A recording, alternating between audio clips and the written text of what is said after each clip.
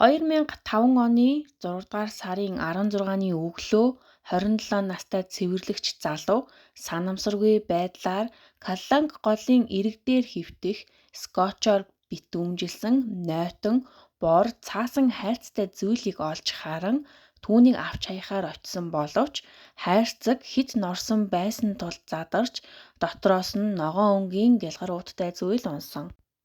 Доторхыг нь нээгээд үзтэл эмэгтэй хүний хуваагдсан биеийн доод хэсэг байсан бөгөөд сайн харвал арцаг болон өвдөгний үений хэсгээр нь цэвэрхэн тасалчихсан биеийн хэсэг нь шинэхэн мах шиг цус үнэрч байхгүй өвдөгний яс нь ил гарсан цайвар өнгөтэй байсан. Үүнийг харсан дайруудаа цэвэрлэгч залуу цагдаад дуудлага өгсөн. Цагдаа нар Калланг голын ойролцоох хэсгүүдийг 2 км-ийн радиусаар самнан биеийн бусад хэсгүүдийг хайж олсон. Мөн цогцсыг олсон газраасаа 200 м-ийн зайд принтерийн улаан цагаан хайрцаг олсон ба дотор нь эмэгтэй хүний их биений тасархай холбоотой гар олдсон. Биеийн хэсгүүдийг гялгаруутанд ороож хятадын орон нутгийн сонины хуучин дугааруудын хуудсанд боосон байсан. Биеийн хэсгүүд нь нэг хүнийх болох нь тогтоогдож, шүүх эмнэлгийн мэргэжилтнүүд их биеийн дээд хэсгээс хурууны хээг гаргаж авч чадсан. Цагдаа нар мэдээллийн сангаас хайсны эцэст 22 настай Хятад улсын иргэн Лю Хон Мэй болох нь тогтоогдсон. Льюд задлан хийсэн ч хохирогчийн биед хамгаалтын гэмтэл илрээгүй тул үхлийн шалтгааныг тогтоож чадаагүй. Түүний толгой шилбэг хөл нь олдоогүй учраас үхлийн шалтгааныг тогтооход хэцүү болгож байсан. Мөн бэлэг эрэгтэнд хийсэн арчтсаас ДНА илрээгүй тул бэлгийн хүчирхийлэл байхгүй гэдгийг баталсан. Сингапурын цагдаагийн газар цогцос олдсон даруйд мөрдөн байцаалтыг эхлүүлсэн. Талигаач Лю Хон Мэй нь Хятадын Чанчун хотын уугуул бөгөөд 2003 онд Сингапурт ажиллахаар анх ирсэн. Түүний эгч нь ч бас Сингапурт байсан бөгөөд удалгүй хэдхэн сарын дараа хурмаа хийх гэж байжээ. Лю Хон Мэй нь Сингапурын Agere Systems компанид үйлдвэрлэлийн оператороор ажилладаг байсан. Түүний ажлын газрынх нь Льюд урьд шөнийн ээлжинд гарах ёстой байсан ч ирээгүй талаар нь мэдүүлэг өгсөн. Льюгийн хамтран ажиллагсад түүнийг бусадтай эв найртай хамт ажиллахад олонд таалагддаг хөгжилтэй нэгэн гэж хэлсэн. Цагдаа нар цаашлавлан Лю Хон Мэйг ажилд орсноосоо хойш удалгүй 2 удаа ойрхон албан тушаалд дэвшсэн болохыг нь олж мэдсэн. Энэ нь хамт ажиллагчдын дургуутслыг төрүүлж түүнийг өөрийн дарга болох 50 настай Лён Сю Чортой бие махбодын хувьд дотн хоролцоотой байсан нь байдлыг улам бүр хүндрүүлж хамт ажиллагчид нь тэдний энэ зохисгүй үйлдэлийн талаар дээд удирдлагатай гомдол гаргаж тэд сануулга аваад өнгөрсөн. Лён Сючор нь 1955 оны 4 сарын 19-нд Сингапурт төрсөн нэг ихэр ахтай. Тэд хамтдаа Сингапурт өсч том болсон. Лян Шоучу гэж хятадаар дууддаг байна. Арай амраар нь энэ нэрээр нь цаашдаа дуудаж явъя. Лян Шаочу нь гэрлэж нэг хүү 2 охинтой болсон. Тэрээр ахлах сургуулаа төгсөөд Синтел гэх Сингапурын хамгийн том Азийн бүсийн тэргүүлэх харилцаа холбооны компанид ажилтнаар орж 1976-аас 1996 оны хооронд 20 орчим жил ажилласан. Лянг Сингапурын политехникийн сургуульд электроник харилцаа холбооны чиглэлээр элсэн суралцаж англи хэлээр харьцангуй сайн харилцах чадвартай нэгэн байсан. 1996 оны 2 сард Лянг Синтлийг орхин өөрийн бизнесээ эхлүүлэхээр шийдсэн ч бүтэлгүйтэн 1997 оны 4 сард Lucent Microelectronics технологийн компанид үйлдвэрлэлийн ахлагчаар ажиллахаар шийдсэн бөгөөд эцэст нь бүтцийн өөрчлөлт хийж Agere Systems гэж компаниа нэрлэсэн. Түүнийг гэр бүл найз нөхөд хөршүүд хамтран ажилсдынх нь хэлснээр Лянг бол гэр бүлтэй хайртай аав нөхөр гэж тодорхойлсон байдаг. Тэрээр ийдэг зөөлөн зантай гэдгээр алдартай нэгэн байсан. Цагдаа нар түүнээс Лю Хонмейн талаар мэдүүлэг авсан. Ингэхдээ түүнд эмэгтэйн цогцос олдсон талаар хэлээгүй гэсэн хэдий ч байцаагч түүнийг с ิจ гтэй байгааг анзаарч тэрээр өөрийгөө Лю Хонмейтэй ямар ч харилцаагүй хэмээн үүсгэж гаран чичирж байсан. Мөрдөн байцаагч Лянгийн хуруунууд энд тэндээ жижиг зүсэгдсэнийг анзаарч үүний дараа цагдаа нар түүнээс дахин байцаалт авахаар цагдаагийн хэлтээс даваачсан.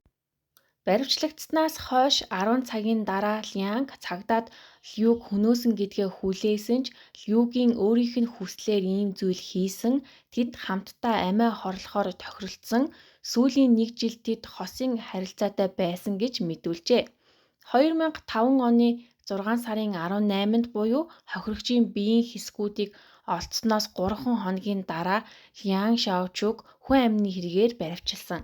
Түүнийг баривчлагдсан тухай мэдээг хүлээн авсан Таиландад амралтаараа аялаж байсан гэр бүлийнх нь ирж шүүх хуралд оролцсон бөгөөд гэрийнх нь Лян Шаочуг эцсээ хүртэл гин буруугүй гэж итгэсээр байсан. Энэ алалга нь Сингапурын хэвлэл мэдээллийн хэрэгсэлд гараад зогсохгүй Хятадд тэр дундаа Лю Хонмэй болон түүний гэр бүлийнхнийг таньдаг байсан олон хүн түүний үхлийн үнэг гэр бүлийнхнээс нь нууцлахыг хичээж байсан. Лян Шаочу анхны мэдүүлэгтээ хүн амны хэргийг үгүйсгэсэн 1 жил хамт байхдаа 2005 оны 6 сарын 15-ны өглөө гэрт нь ирсэн Лю Хонмэй түүнийг өөртөө хамт Хятадд очин шинэ амьдрал эхлүүлэх эсхийг асуусан.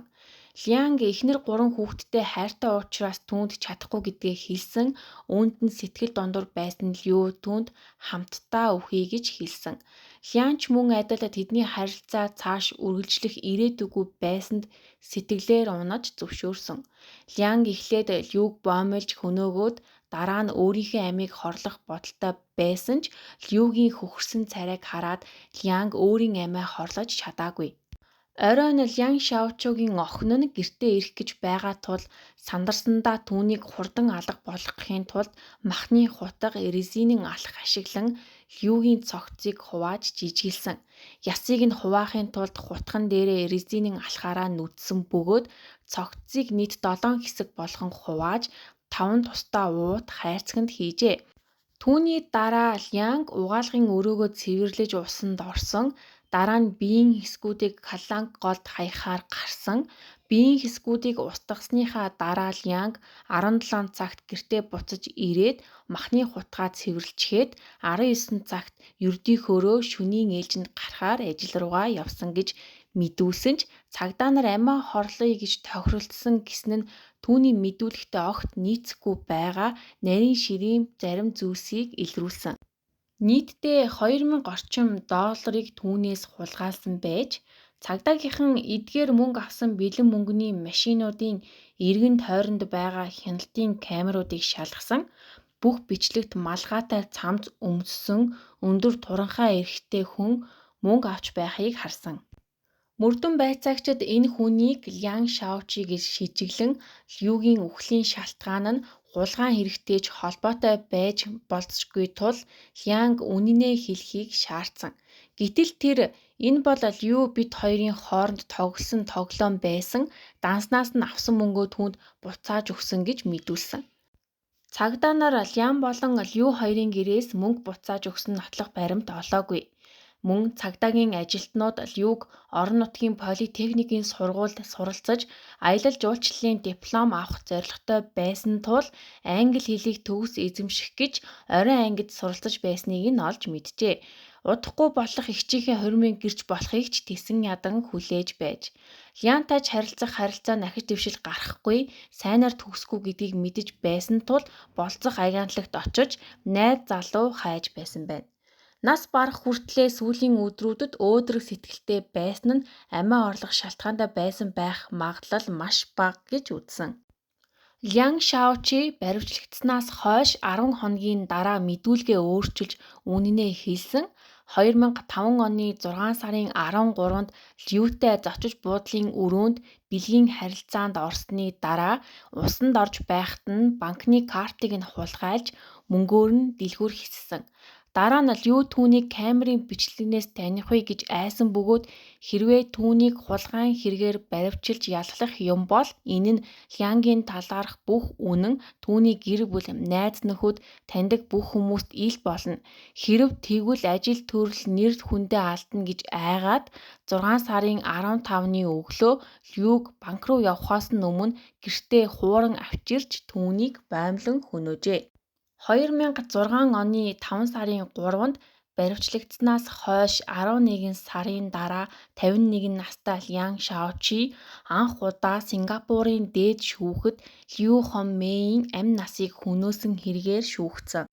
Лю Хонмэйн Лян Шаочигийн амраг байсан нь шүүхтээр илэрсэн. Анх тэд хамт ажиллаж эхэлсэн цагаас хойш энэ харилцаа нь эхэлсэн. Үүнээс хойш Лю 2 удаа тушаал дэвшиж, бие биедээ ойртож, олонний өмнө дотносож, үнсэлцэж, тэврэлдэж эхэлсэн. 2004 оны 9 сарын 14-нд тэд бие биенээ үнсэж байгаад баригдаж, компанийн дээд албан тушаалтнууд тэднийг хатуу шийтгсэн. Тэд энэ харилцаагаа Люг алах хүртлээр жил орчим үргэлжлүүлжээ. Лян Шаочиг буруутгаж баривчилсаны дараа түүний гэрт цагдаа нар нэгжлэг хийн нотлох баримтууд цуглуулсан. Эд зүйлсийн дунд хэсэгчлэн гэмтсэн махны хутга, резинэн алах, хуудсан дутуу хятад хэл дээрх сонин хэвлэл, гялгар уут, Лянг баривчигдахаас өмнө өмсөж байсан хувцас мөн Люг боомлж алахдаа хэрэглэж байсан алчуур зэрэг зүйлс байсан. Хохирогчид задлан шинжилгээ хийх үед зүүн хөлний булчинд байсан жижиг металлын хилтерхиynүүд нь Лянгийн гэрээс олдсон махны хутганы хилтерхий болох нь тогтоогдсон. Лянг үүнийг Люгийн цогцыг хуваахад ашигласан гэж мэдүүлсэн. Биеийн хэсгүүдэд ороосон сонины урагдсан хуудсууд нь ч мөн Лянгийн захиалсан сонингуудын алга болсон хуудсууд болох нь тогтоогдож цагдаа нар хураан авчээ. Биеийн хэсгүүдийг бооход ашигласан гэлгэр уутнууд нь Лянгийн 24 настай хүүгийн унтлагын өрөөнөөс олдсонтой ижил байж, хайрцагнуудаас олдсон даавууны утаснууд нь ч мөн Лянгийн хувцастай таарчээ. Лю Хонмэйгийн цогцыг задлсан ариун цэврийн өрөөнд мөн нэгжлэг хийсэн. Тус өрөөнд бол ямар ч цусны толгой эвгүй үнэргүй цэвэрхэн байсан нь мөрдөгчдийг гайхшруулсан. Угаалтуурыг шалгасан ч ямар ч цусны толгой байгаагүй, харин суултуурын ёроолд жижигхэн улаан цусны толгой олдсон бөгөөд энэ нь шинжилгээгээр Люгийн ДНХ-тэй таарсан. Лян Шаочиг баривчилсныхаа дараа ч цагдаа нар лалигаач Лю Хонмэйн биеийн үлдсэн хэсгийг эрен хайх ажиллагаагаа үргэлжлүүлсэн. Тусгай ажиллагааны 30 хүний бүрэлдэхүүнтэй цагдаагийн баг Калланг голын эргэн тойрон дох эрэг бутанд нэгжлэг хийсэн. Цагдаагийн эргийн хамгаалалтын алба эргүүлийн зав илгээж голын эрэг дагуу хөвж алга болсон толгой хөлийн хэсгийг олжээ. Энэхүү эрен хайх ажиллагаа нь Сингапур гол хүртэл үргэлжилсэн. 10-аад цагийн дараа цагдаа нар сонинд ороож шар гялгар уутанд чихчихсэн, ялзарсан толгойг нь олсон, мөн тасарсан хос хөл олдсон. Хэдийгээр толгой нь танигдахын аргагүй болтлоо залдралд орсон байсан ч задлан шинжээчид Лю Хонмэйгийнх байсан гэдгийг түүний согогтой шүдийг хувийн гэрэл зураг дээрх инээмсэглэлтэд тааруулсны дараа баталсан. Талигаач Лю Хонмэйг оршуулах ёслол 2005 оны 7 сарын 11-нд болсон. Ёслолд нийт 150 гаруй хүн оролцсон. Оршуулах ёслолыг Люгийн гэр бүлийг төлөөлж тэдний хамаатны 2 хүн удирдаж оролцсон. Люгийн гэр бүлийнхэн охиноо тийм байдалтай харж зүрхлээгүй, түүний биеийн хэсгүүдийг хооронд нь ойж бэхэлсэн байсан. Цогцыг чандарлаж Хятад дахь төрлөх хот руу нь буцаажээ. Шүүх хурлын үеэр прокурор Лян Шаочиг цагдан хорих үеэр хэлсэн үг хэрэгээ хүлээсэн зүйлд нь үндэслэн хэргийг танилцуулж дууссаны дараа Лянг байр сууриа илэрхийлж эхлэхэд гэнэт тэр өөр зүйл ярьж эхэлсэн.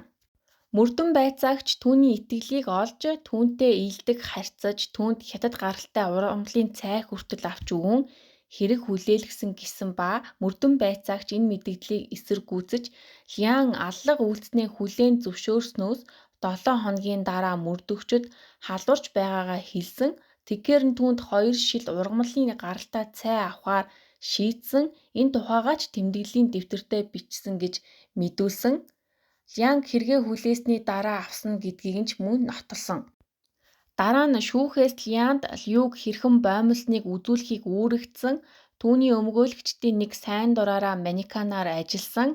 Лианг хохирогчийг хэрхэн боомлсноо үзүүлж байхдаа нүүрэндээ хачин нэг тийм эвгүй инээмсэглэл тодруулж байсан нь шүүхийн танхимд байсан хүмүүсийг чихүүцэлд хүрүүлсэн.